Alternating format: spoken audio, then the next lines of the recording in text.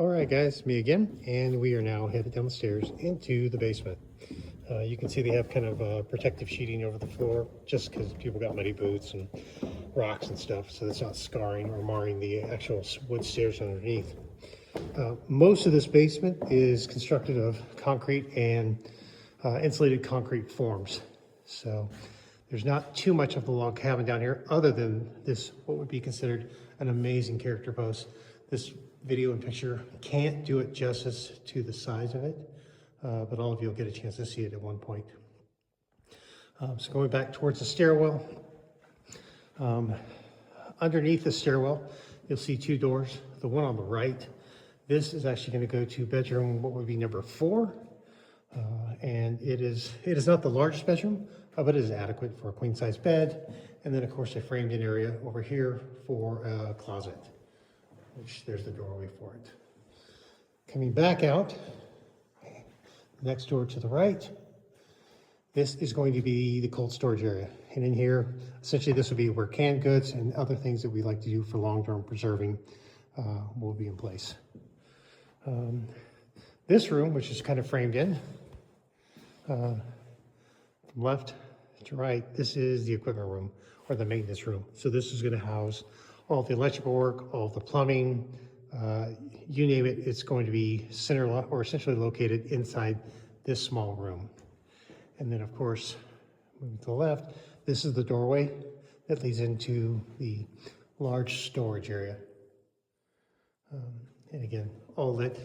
Also inside of this, and you can see some of the plumbing here, there will be a washer and dryer outlet. So there will actually be 2 at some point when needed. So both upstairs and downstairs will be fully sustainable. Moving back out along this wall, this is kind of the main wall. It is framed in, and a full kitchenette will be down here. Not a stove, but I believe we'll have a microwave, a 3/4 fridge, a sink, flatware, everything you would need so that you could enjoy dining down here as well. This leads us to kind of a main hallway in the downstairs area. The first doorway to the right, you can see the plumbing, and this is going to lead to another full bath. Moving to the left, this is probably what we believe to be the second largest bedroom. And again, queen size bed will fit in here no problem. And then that area right there is framed in for a closet. Going back across diagonally to the last room, this would be bedroom number 2 in the schematic. It has obviously squared off, a window view. All the bedrooms have a window view. And then of course it's framed in closet right there. And I'm gonna go back out here to the main area. Again, this kind of gives you an idea of the size and expanse of it. So there's quite the amount of room.